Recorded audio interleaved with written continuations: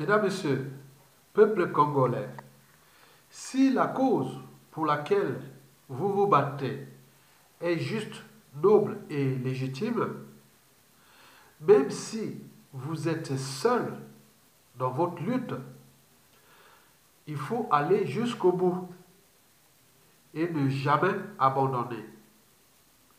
Parce qu'aucune cause n'est perdue d'avance. Car au moment où vous croyez que tout est perdu, même d'avance, et cela arrive la surprise. Oui, la surprise, c'est le fruit de votre volonté, de votre courage et voire d'abnégation. Et merci. Ceci dit, mesdames, messieurs, peuple congolais, j'ai de bonnes nouvelles à vous annoncer. Elles concernent d'abord la descente aux enfers d'Hippolyte Kanambe, alias Joseph Kabila, de la République à démocratiser du Congo-Kinshasa, et aussi de Denis Sassou Nguesso, le dictateur du Congo-Brazzaville. Ces nouvelles concernent aussi la fin du Goulag au Congo-Brazzaville et aussi en République à démocratiser du Congo-Kinshasa. Et n'oublions pas la fin de l'occupation rwandaise Tutsi Power en République à démocratiser du Congo et du clan de Sassou et de Nguesso au Congo-Brazzaville. Ces nouvelles concernent enfin l'avènement d'une nouvelle ère de progrès social dans la sous-région du bassin du Congo, c'est-à-dire chez nous, les Bantous d'Afrique équatoriale. Mesdames, Messieurs, peuple congolais, avant de commencer le décryptage ou l'analyse ou la réflexion sur ce qui va se passer concernant ces bonnes nouvelles précitées, je vous informe que j'interviens ici d'abord dans le cadre géopolitique. La géopolitique, quand on parle de géopolitique, on parle de la géographie de la politique. Vous avez appris la géographie physique, la géographie politique, la géographie économique, la géographie sociale, la géographie culturelle, la géographie, il y a plusieurs formes de géographie. Donc la géopolitique, c'est pareil. Donc j'étudie cette problématique à l'échelle géopolitique sous-régionale, c'est-à-dire au Congo, Kinshasa, Congo-Brazzaville, au Rwanda et compagnie. Le but est d'anticiper l'après Sassou Nguesso et l'après Kabila pour que nous vivions ensemble en bon voisinage. Parce qu'on ne peut pas construire un havre de paix quand tout autour ça brûle. Donc il faut avoir des bons voisins. Donc nous sommes là en train de travailler pour avoir des bons voisins. Vous voyez tout ce qui s'est passé pendant Sassou Nguesso avec l'opération Pataya Makolo que nous avions manifesté ici à Paris devant notre propre ambassade du Congo-Brazzaville avec les résidents de la RDC. Ils le savent, des archives sont là. Donc là-bas, ils croient que les Congolais de la République Brazzaville, Congo-Brazzaville sont des xénophobes, ils nous aiment pas, alors que c'est les dictateurs qui font ces bazars-là pour pour les mécanismes de conservation de leur tyrannie. Parce qu'il faut les bazars pour que les populations soient divisées et la haine, vous savez que l'art est divisé pour régner. Et donc, ils ont utilisé ça, l'opération Matabakolo en 2013-2014. Vous connaissez. Donc, nous ne voulons plus vivre ce genre d'événements dans la sous-région. Parce que demain, quand vous allez voir en RDC, qui est dans la sous-région du bassin du Congo, que vous avez les ayatollahs comme moi, là, au pouvoir, vous allez dire, ah, enfin, on a des gens civilisés. Et on peut aller à Brazzaville s'il arrive une situation de sécurité ou de problèmes en état, vous savez que vous êtes en face des gens qui ont l'esprit. du vivre ensemble, de cette géopolitique-là. Ceci dit, je vous informe aussi que j'interviens ici pour activer les consciences, éveiller les consciences. Oui, parce que quand votre pays, votre société est en danger, il faut laisser de côté les amalgames, le négationnisme, les émotions, les sentiments. Il faut les mettre en bas et placer en haut la raison, le droit, la morale, les institutions. Oui, il faut mettre le courage au service de la libération. J'interviens ici enfin pour responsabiliser les uns et les autres face aux dangers qui nous guettent. Oui, responsabiliser les uns et les autres, tant au niveau civil, politique que militaire, en ce qui concerne vos droits et devoirs d'agir, au lieu de s'indigner comme des moutons ou comme des lâches et des peureux malheureux. Mesdames, Messieurs, peuple congolais, et savez-vous que Nelson Mandela l'avait pourtant dit ceci, je cite, « J'ai appris que le courage n'est pas l'absence de peur, mais la capacité de la vaincre. » Et d'ailleurs, Margaret Mead, l'anthropologue, l'avait dit aussi que ne doutez jamais qu'un petit groupe d'individus conscients et engagés puisse changer le monde. Historiquement, c'est toujours de cette façon que le changement s'est produit. Autrement dit, ce n'est pas le nombre qui fait la force, bien sûr que l'union fait la force, mais je pense que c'est l'action individuelle, la volonté, le courage et la conscience des esprits libres et dégagés qui mènent les sociétés. Mesdames, Messieurs, c'est aussi peut-être, oui, l'individu dégagé, c'est-à-dire il est libre et conscient.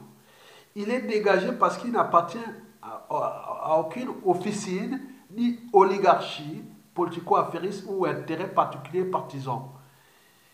Il est dégagé parce qu'il est libre, il sait ce qu'il veut, il sait les causes qu'il défend.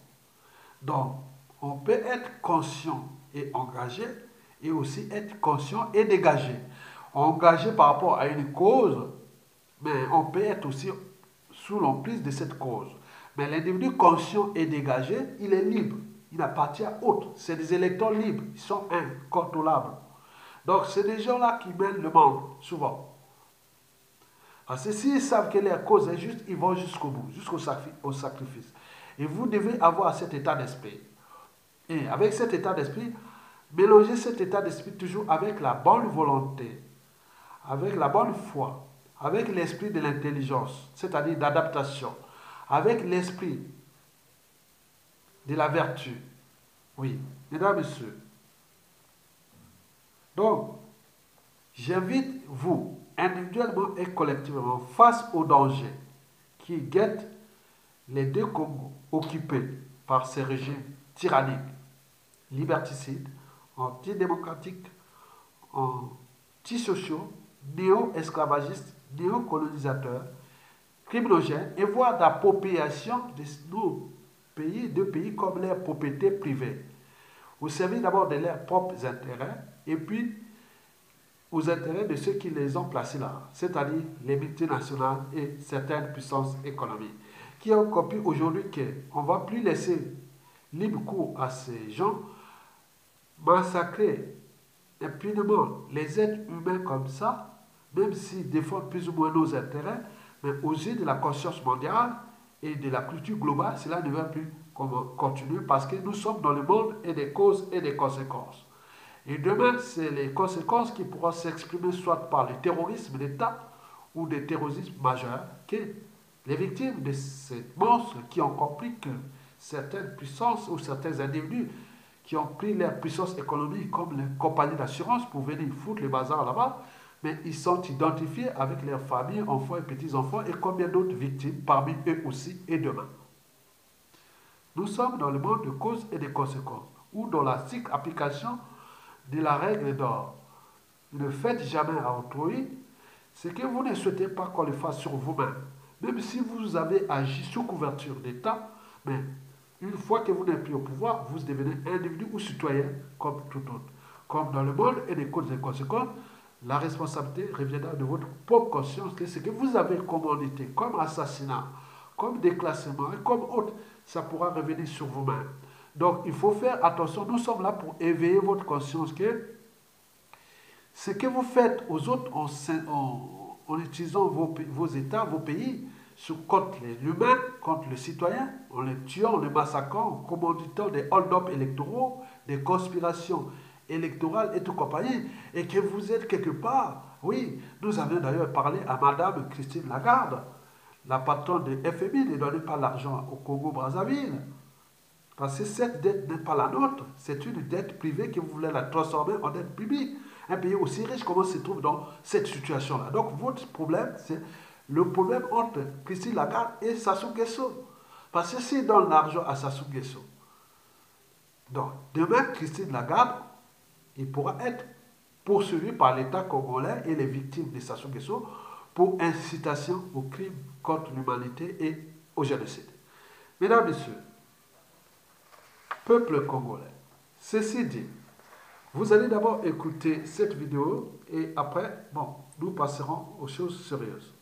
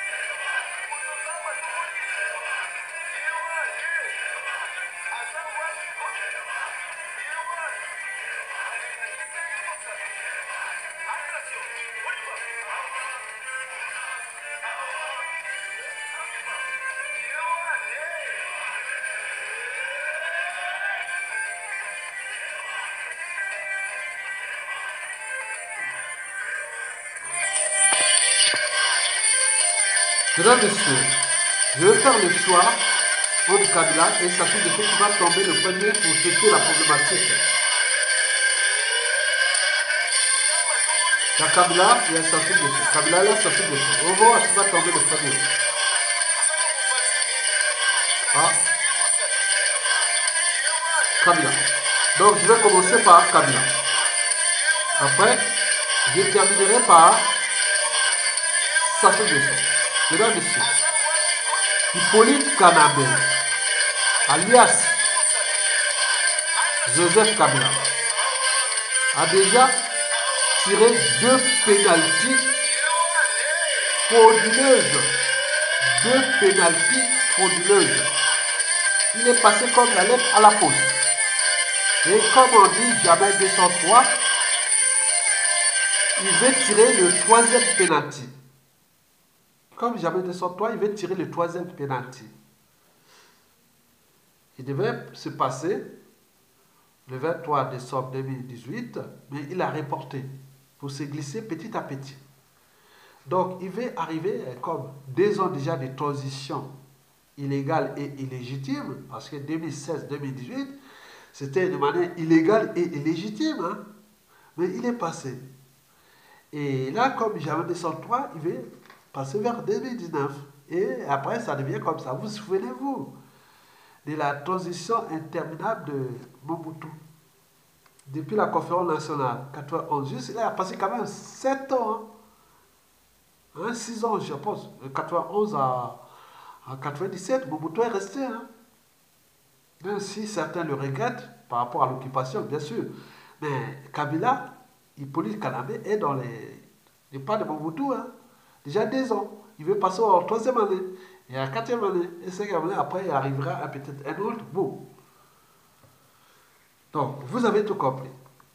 Donc, Kabila joue avec les Congolais comme dans le jeu du chat et de la souris.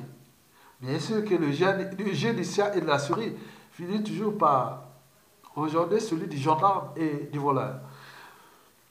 Mesdames, Messieurs, peuple congolais, le malais Hippolyte Kanambe, alias Joseph Kabila, depuis 2016, oui, le petit malin, il fait des petites stratégies entre violence, achat de conscience et démonstration de force, de muscles. Parce qu'il y a les Rwandais, il y a des... Voilà, il faut les démonstrations de force. Donc, et c'est des situations qu'on voit que dans les pays occupés. Donc, vous êtes occupés. Donc, si on ne se rend pas compte dans l'occupation, à ce moment, on se dit, oui, mais attends, il faut être vraiment l'imbécile heureux. Quoique, le quotient intellectuel d'un groupe est égal à celui du plus idiot de ses membres. Mais comme le plus idiot de ses membres de la RDC est Hippolyte Kanambe, qui est au pouvoir toléré, donc on peut mesurer aujourd'hui les quotients intellectuels des Congolais de la RDC. C'est Hippolyte Kanambe. Donc on voit comment le conditionnement vers le bas, laissant les populations assez complètes dans la médiocrité et la bêtise. Et ça se passe aussi de l'autre rive du fleuve Congo, Congo-Brazzaville, où le quotient intellectuel des Congolais, il est représenté par Sassou Nguesso. Donc vous voyez, les Congolais des 2 rives du fleuve Congo sont descendus plus bas. Mesdames, Messieurs, peuple congolais, eh bien oui, donc on fait des menaces, on achète les consciences, et on intimide, on fait ceci. Oui, c'est des situations de l'occupation. Un pays occupé, c'est pareil. Vous regardez, depuis la nuit des temps, les États, les sociétés ou les tribus, parce que ça n'a pas commencé. L'occupation, c'est comme vous êtes assiégés. Il y a eu des villages assiégés, des tribus assiégées, des nations assiégées depuis la nuit des temps. Depuis la nuit des temps. Donc nous, au Congo et des Congo, nous sommes assiégés par Kabila et autres. Vous devez comprendre ça. Vous êtes assiégés. On a faim et autres, donc vous n'êtes plus libre chez vous. Mesdames, Messieurs, mais il faut le savoir que les Congolais, quand même, ont bien compris ce jeu-là. Sauf les politiciens. Parce qu'ils font partie des mêmes oligarchies, des mêmes écuries, des mêmes milieux. Ils ont les mêmes communes. Ils ont pris la politique comme un marché, un commerce. Donc ils s'enrichissent, ils s'en foutent de vous. Donc il faut le jeu. Et là, avec l'arrivée de la culture globale, Internet, de tous les médias sociaux et autres, donc tout est visible. Parce que s'il n'y avait pas Internet, médias, réseaux sociaux, vous serez dans la nasse, dans le piège. À hold-up électoraux, et à prison, à assassinat et tout compagnie. Et là, ils sont en train d'être visibles là. Et merci Internet. Et donc, la population l'a très bien compris, même du commun des mortels l'a bien compris, que le problème de la RDC n'est pas seulement Kabila et tous les rwandophones, mais également les collabos, les traits de l'intérieur qui font le jeu. Mais à force de jouer avec le feu, on finit par se brûler. Donc ils sont en train de se rendre compte que ça risque d'aller très loin. Donc si on ne prend pas notre responsabilité, et voilà. Donc le peuple l'a très bien compris. Et d'ailleurs, je peux vous citer une pensée d'un révolutionnaire de la Révolution française, Robespierre. Il avait pourtant écrit ceci pendant la Révolution française, au XVIIIe siècle, à la fin du XVIIIe siècle, ceci. Quand le gouvernement viole les droits du peuple, l'insurrection est pour le peuple le plus sacré et le plus indispensable des devoirs. Par conséquent, à l'échelle de la République à démocratiser du Congo, l'article 64 de la Constitution, ou plutôt l'application de l'article 64 de la Constitution devient le préalable de la sortie du goulag et de l'occupation rwandaise d'Utsi au Congo, Kinshasa. Autrement dit, l'insurrection populaire est légalement constitutionnelle ou institutionnelle en République à démocratiser du Congo, Kinshasa, puisqu'il est, c'est inscrit dans la Constitution, dans l'article 64. Et l'insurrection devient le préalable citoyen. Et pourquoi? Parce qu'un dictateur n'a pas de concurrent à sa taille tant que le peuple ne relève pas le défi. Le défi ici est la stricte application de l'article 64 et tenant à faire respecter l'expression de la volonté générale, c'est-à-dire du souverain peuple, qui a toujours le dernier mot, le dernier jugement. Il a toujours gagné. Parce que le peuple est éternel. Il y a un qui tombe, il y a un qui surgit. C'est sans fin. Mesdames, Messieurs, l'enjeu ici est d'abord Kabila dégage et son système rwandophone de l'occupation. Mesdames, Messieurs, quant à Denis Sassou Nguesso, vous avez vu que c'est le sous-préfet de la France, le dernier joker de la France, qui a été placé là d'abord pour les intérêts vitaux de la France et d'une certaine oligarchie politico-affairiste française. Mais comme c'était un malin, maintenant il joue avec toutes les cartes, hein, avec la Chine, avec tout le monde, il tourne. Maintenant la France est un peu perdue, mais au moment où les intérêts vitaux de la France et d'une certaine oligarchie politico-affairiste française sont protégés, on s'en fout. Et vous voyez d'ailleurs que toute l'Afrique francophone est dans la merde. Il regroupe 80% des dictateurs du continent et ça devient un piège à prison, un piège à assassinat des intellectuels partout, un piège à dictateurs et compagnie. Donc, contrairement à l'Afrique anglophone où il y a les alternances politiques sans fin, ça change sans fin. Il reste quelques poches des dictateurs en Afrique anglophone. C'est bien connu, quelques poches. Mais ailleurs, même si c'est des démocratures, condensation plus démocratie plus dictature, mais ça change. Mais nous, c'est bloqué. Regardez tout ce qui est Afrique francophone, France-Afrique, c'est bloqué. Et donc, ils sont en train de... Donc, c'est un suicide collectif entre la France et ses ex-colonies. Mais la France n'est pas seule. Il y a des puissances économiques qui ont compris que cette France-Afrique est agonisante parce que la classe politique française n'a pas réformé ses mentalités, habitudes et comportements et repensé ses enjeux comme l'Allemagne l'avait déjà pensé à la fin de la Première Guerre mondiale quand elle avait perdu ses colonies. Elle est toujours là la première puissance économique d'Europe et quatrième du monde, elle a su s'adapter. L'Angleterre d'ailleurs, elle s'est affranchie par sa décolonisation de l'Afrique anglophone, mais elle est là toujours présente stratégiquement. Et donc c'est dans l'espace anglophone où il n'y a plus de dynamique économique, où on respecte les fondamentaux au moins des règles économiques et compagnie. Mais quant à l'Afrique francophone, c'est sans espoir. Regardez toujours dans le bassin du Congo, le plus riche du continent, l'Afrique équatoriale, où règne 100% des dictateurs. Et donc c'est sans espoir.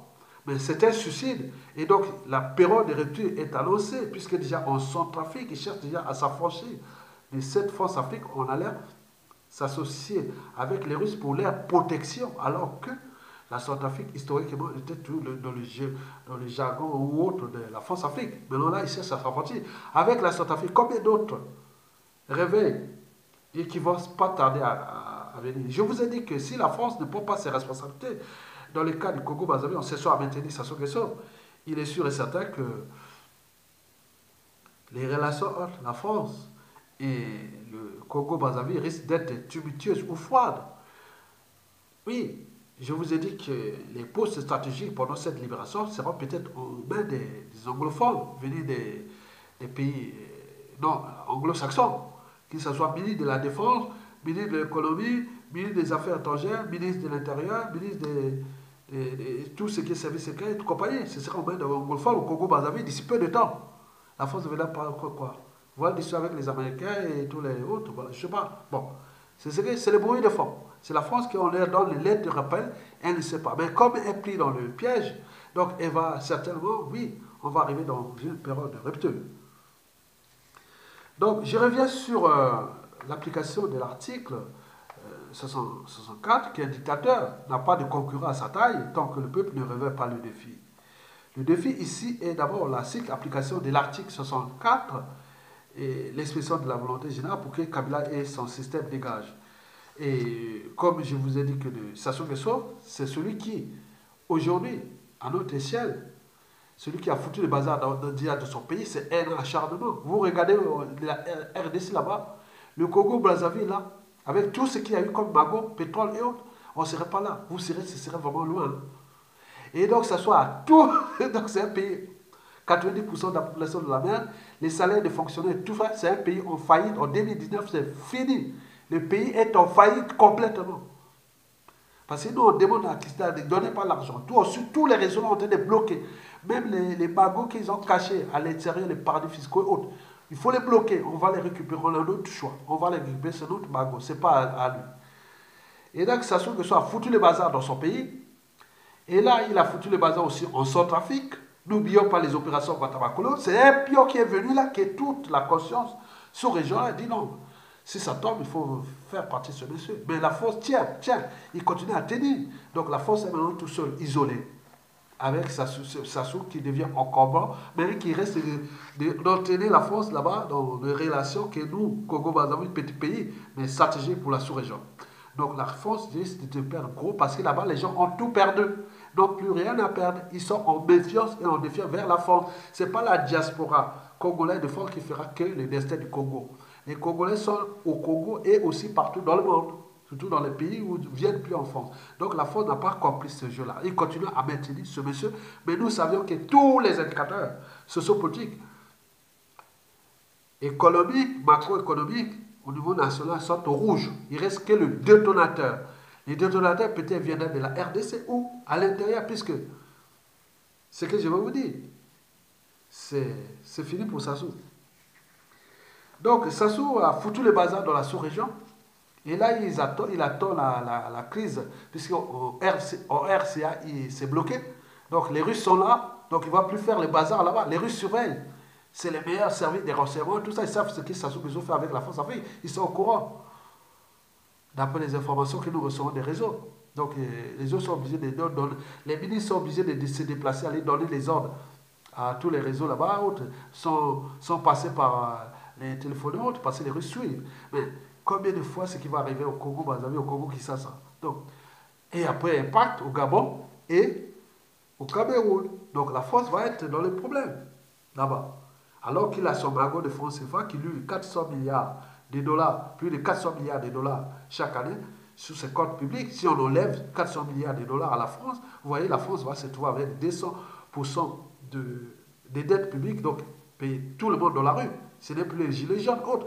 Donc, on leur donne l'aide à rappeler de trouver les solutions de sortie des crises France-Afrique à cette échelle pour que, comme la vie à bicyclette, pour garder l'équilibre, il faut pédaler, il faut avancer. Mais eux, ils ont gardé toujours là, ils créent les problèmes, ils trouvent les solutions eux-mêmes.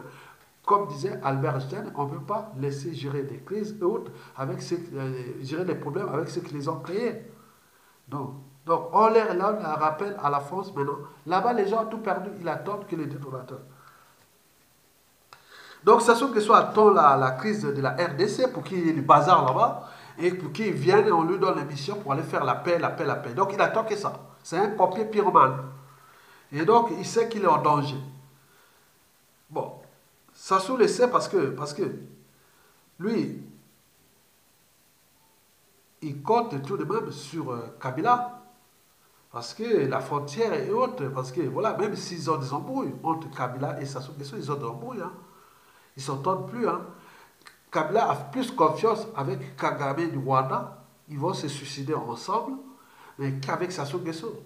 Et donc, malgré ça, il compte tout de même sur Sassou Nguesso parce que la frontière. Et encore là, c'est l'hypothèse d'une incursion venant du Congo-Brazzaville et inversement.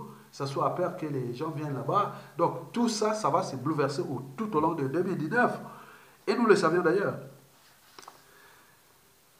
Mesdames et messieurs, bon, pour traiter les cas Sassou Nguesso, pour aller plus vite, pour ne pas que la vidéo soit plus longue, historiquement, quand il y a eu un changement au RDC, il y a eu tout le bouleversement au Congo-Brazzaville. Parce que la RDC, c'est comme les États-Unis, les USA. Quand les USA ont la fièvre, le monde entier est malade.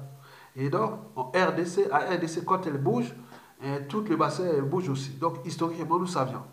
Donc, étant donné qu'il y a une entente cordiale entre les résistants, on sait les problèmes des tribus, des relations, tout ça, on ne va pas vous le dire.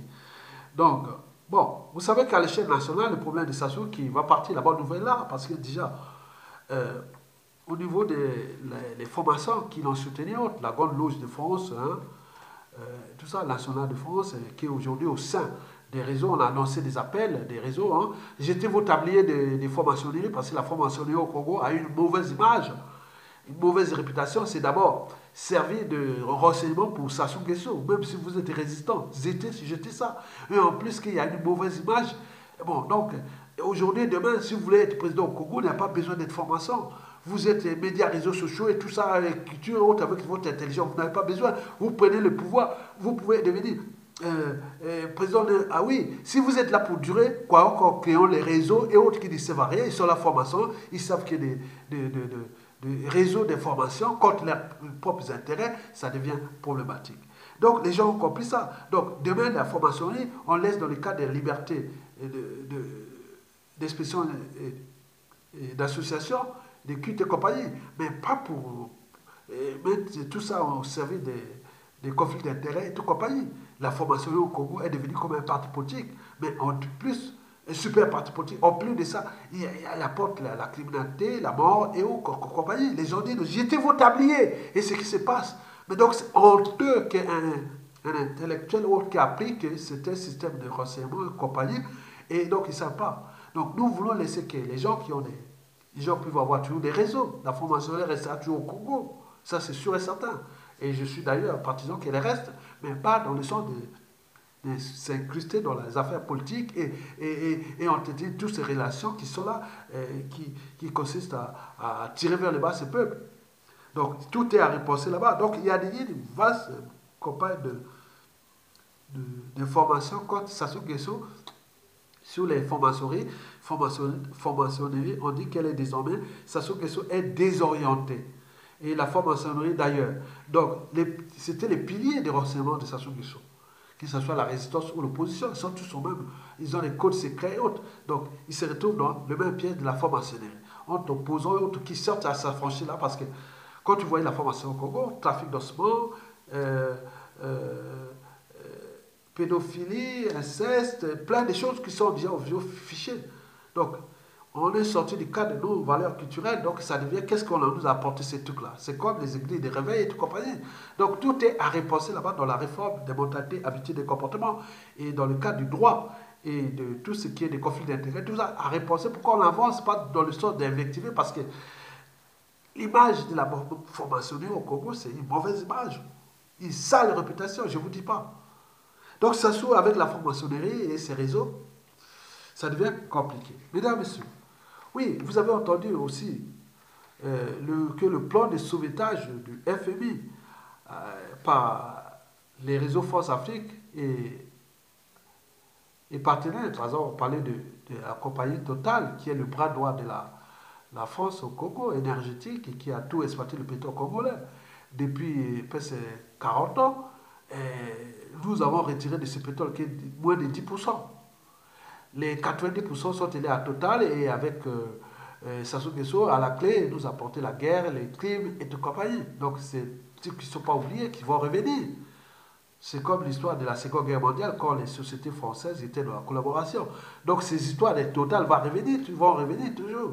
Parce que c'est pas qu'il y a le pays, l'État, il y a aussi des Congolais du Congo qui sont partout dans les organisations internationales. Demain, les groupes de puissance qui mettent des trucs sur le veto, sur la Total, avec certains enfants américains, origine congolaise, qui ont perdu leurs parents à cause de Total et compagnie. Ils commencent à mettre des choses comme ça. Demain, Total a des problèmes là à régler. On a parlé d'Eni, Total, et qui ont fait des montages compliqués avec les anciens du FMI pour tellement exploiter ce pays et le tirer vers le bas. Ce qui fait que 5 millions d'habitants, et le pays, 85 pays producteurs de pétrole et de bois précieux, et comment 90% de la population se retrouve dans la merde avec une dette publique de plus de 150% du produit intérieur brut. Il y a un problème. C'est comme vous gagnez un salaire de 10 000 euros et il vous revient que 100 euros, quoi. Où vont les 9 900 et quelques euros? Donc, il y a un problème. C'est un problème non seulement politique, mais aussi de conscience, même si c'est pas moral. En politique et tout ça, il n'y a pas de morale, mais c'est un problème de conscience. Donc, tout a été déjoué. Donc, en conséquence, Sassou n'a plus de PQ. Donc, 2019, ça va être difficile pour Sassou. Donc, les exigences du FMI, c'est leur affaire. Parce que nous avions dit que c'est que Christine Lagarde, parce que si elle ne fait pas attention, on a envoyé les lettres de rappel, il y a des avocats, il y a des stratèges et autres, ils vont venir là laisser la lettre de rappel, la lettre d'incitation au crime contre l'humanité, parce que Sassou n'a su que faire que l'achat de conscience, la corruption et la violence, c'est-à-dire la barbarie. Son capital décès déjà énorme, de 1 million de morts sur une population de 5 millions d'habitants, c'est comme Kabila d'ailleurs. Kabila, c'est combien? 12 millions de morts en 17 ans sur une population de 80 millions. Et en plus de ça, ils mettent des programmes secrets, de Bola, de tout ça pour le bioterrorisme, pour stériliser cette population et tout compagnie. C'est un acharnement. Mesdames et messieurs, donc, de cet acharnement dérive des Congo, zapper les émotions, les sentiments et les amalgames et autres. Rester du côté de la raison, du droit et du devoir. Donc, vous devez placer vos droits et devoirs au-dessus de toute cette appartenance. Et à ce moment-là, vous pouvez commencer à comprendre ces mécanismes. Mesdames et messieurs, bon, je vous dis que Sassou Nguesso a des embrouilles parce que les caisses de l'État sont vides.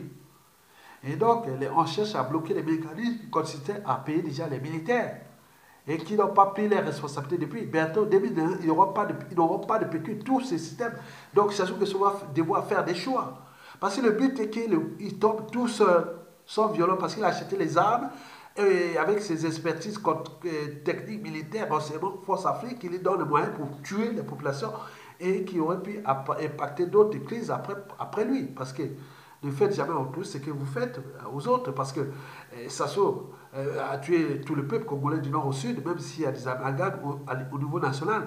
Mais demain, ça risque d'être dangereux, parce que il y a des Sassou Nguesso qui sont 10, 20, 30, 40, 50 qui sont en dormance. Et demain, ils peuvent se réveiller, pas s'acharner contre le peuple, mais contre ces gens-là. Vous imaginez, sur différentes échelles. Mesdames et messieurs, 2019, les caisses de l'État congolais sont vides. Et donc, Sassou Nguesso n'aura plus de PQ.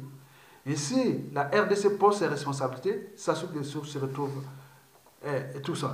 Donc, il sait bien qu'ils vont dire son discours de 2031 décembre, parce qu'il est légal depuis 2016 à nos jours, il est légal. Il ne devait pas être là, mais il est là parce que vous connaissez les peuples des boutons, plus ou moins structurés, pas courageux et autres, civils et militaires. Mais nous sommes en train de mettre des mécanismes que nous allons libérer les Congolais de l'intérieur depuis les périphéries ou l'extérieur, parce que là-bas, civils, politiques et militaires sont devenus des esclaves de Sassou. Parce que les conditions de l'esclavage, il y a deux critères. Il faut qu'on vous prive de liberté, et là, les Congolais ne peuvent plus circuler librement partout, ils ne peuvent plus manifester, ils ne peuvent plus oser dire non, autres sans être arrêtés ou brutalisés, ou des disparitions suspectes ou forcées, ou autres déclassements, compagnie. Ça, c'est le premier critère de l'esclavage. Donc, la liberté est la première fondamentale des droits de l'homme et des citoyens. Donc, au Congo, civil, politique et militaire. Vous voyez tous les Congolais là, vous êtes au RDC. Regardez les Congolais là, les civils et militaires, les policiers, tout ce monde là, sont des esclaves de Sassou Nguesso. Retenez bien, parce qu'ils sont privés Et deuxièmement, et peut-être les libertés. Deuxièmement, c'est la privation de la dignité. Hein. Donc ils sont indignes. Ça se l'a rendu comme des rats. Ils sont là. Regardez les conditions là-bas. Vous allez là-bas à Brazzaville, là, pour ceux qui voient, il reste des petits postes de train de vie, doré ou autre. Mais c'est que mais au niveau cadre de vie, c'est pire que le Moyen-Âge. Vous connaissez le Moyen-Âge, je vous l'ai dit. Entre le 9e et le 13e siècle ici en Europe, il y avait quoi? La paresse intellectuelle, le manque des règles d'hygiène, il y avait la sorcellerie, il y avait l'absence de la démocratie. La justice a condamné les gens avant de trouver la vérité. N'oublions pas la barbarie et la sauvagerie, c'était la période sombre. Et après, il y a eu des grands penseurs qui ont commencé à repenser pendant la Renaissance, c'est-à-dire au 16e et au 17e siècle. Il est arrivé le siècle des Lumières avec tous les grands penseurs, parce que comme disait Rousseau, pour construire un monde meilleur, il faut tout simplement réformer l'individu, donc au niveau de la raison. Donc, ce sont les idées qui mènent le monde. Par conséquent, pour construire un monde meilleur, il faut tout simplement les pensées, les idées et autres. On a vu par la suite. L'Occident, il y a eu un processus. Nous sommes dans ce processus-là. Mesdames, Messieurs, donc Sassou Nguesso est en danger et il sait bien que si ça bouge au RDC, il tombe. Et c'est une volonté. Il faut voir dans les médias et réseaux sociaux, on vient chercher Sassou. C'est un jeune enfant. On peut traverser, faire traverser 10 000 rebelles et autres de côté, depuis le Kolela là-bas, hein, les Anka, le Kolela en passant par Boloko et jusqu'à Maluku, au Pointe-Noire, et jusqu'à Brazzaville au sud, jusqu'à Mazadouga et tout. On peut traverser énorme, on va essayer. 10 000 rebelles. Ça se va faire quoi? Au Congo, 90% des militaires sont démobilisés. Ils sont là, ils ne vont pas se battre pour Sassou. Il reste que ces mercenaires, plus la France Afrique est là. Donc, qu'est-ce qu'il va faire? Donc, Sassou le sait. Donc, la situation de Sassou, c'est terminé. La grande cour de récré, liberticide, antidémocratique, antisocial, kiblogène, immoral et dissolu, c'est terminé. Bientôt, nous allons être là-bas, les traités d'ici peu, on va être aux affaires. Et les traités sans armes, sans scrupules et sans émotion. La raison et le droit. Nous sommes les civilisés. On va les traiter dignement dans le cadre du droit et de la raison. Mais eux, ils nous ont traités les autres comme des animaux, les sauvages. Mais nous, on va les traiter dignement. Pour montrer aux yeux de la conscience congolaise et africaine que voilà des gens civilisés qui vont appliquer pour qu'il y ait cette jurisprudence demain qu'on ne fait pas du mal aux uns et aux autres, mais les autres viennent pour vous punir dans le cadre du droit. Pour terminer, je vous dis que les deux Congos, post-Kabila et Sassou Nguesso, auront deux priorités majeures. La première priorité est celle que nous allons vivre pendant les chaos. Comment gérer les chaos? Parce que dans 97% des cas, la chute d'un dictateur apporte les chaos à son peuple. Mais ceux qui protègent ou travaillent avec le régime sont obligés de les protéger pour aussi éviter les chaos. Donc les chaos, d'abord, c'est protéger la sécurité des personnes et des biens, qu'ils soient des nationaux ou des étrangers. Comment faire ça? Parce qu'il y aura des règlements de comptes, des contentieux, les gens tués par-ci par-là. On ne pourra jamais gérer ça, ces chaos. Parce que partout, il y a déjà, les États sont en faillite et compagnie. Comment vous allez gérer même en France ici, pendant la libération, il y a eu 10 000 personnes qui ont été tuées dans les rues, par-ci par-là, on ne sait pas, un voisin, il était collabo, autre qui lui faisait ceci, les gars là sont partis, on ne pourra jamais gérer, donc il y aura des morts. Et donc, ce ne sera pas dans la comptabilité des nouveaux pouvoirs. Non, ça c'est ce qu'on appelle les purges de conséquences. Donc, nous devons mettre les moyens pour la sécurité des personnes et des biens nationaux. Donc, il faut gérer les chaos. Et il y a des stratégies de gestion du chaos que je vous ai dit, entre arbitrage, positionnement, synergie, complémentarité, dialogue, outils d'aide à la décision, action, autre, voilà, l'ordre, la nation, le peuple, le moral, le droit. Donc, on peut tout repenser. Donc, premièrement, la sécurité des personnes et des biens. Ça, c'est la première priorité. Pendant la chute. Et après la chute, il faudra mettre certainement une transition citoyenne. Parce que, dans le cas du droit, si votre maison a été saccagée, hein, vous avez mis un locataire, de fait ou de droit, bon, il a détruit le bail, la maison, l'appartement, donc il faut, pour remettre un autre locataire, si vous êtes civilisé, il faudra tout remettre aux normes. Donc il faut repeindre la maison, et faire tout, que ce soit nickel, bien que le nouveau locataire puisse rentrer. Donc nous, c'est pareil. Kabila et Sassou Nguesso ont saccagé les deux Congos. Donc pour remettre ce pays aux normes structurelles, et organisationnelle et tout compagnie, managériale d'ailleurs. Donc, il faudra d'abord une période de travaux pour remettre en ordre. Et après cette période de travaux, on remet les nouveaux bails aux nouveaux locataires. Voilà vous qu'on appelle élection libre et transparente. Donc, on veut une transition citoyenne qui sera d'abord pour objectif, d'abord, restaurer l'État et son autorité. Faire le bilan, l'audit de l'État. Qui a fait quoi, comment Kabila est arrivé là, pourquoi on a eu ceci, donc on peut tout repenser au niveau de ces audits qui touchent l'État et les comptes publics, et les administrations, toute compagnie, il faut remettre de l'ordre. Après ça, il faut repenser l'État pendant cette période de tension. L'État, les nouvelles institutions.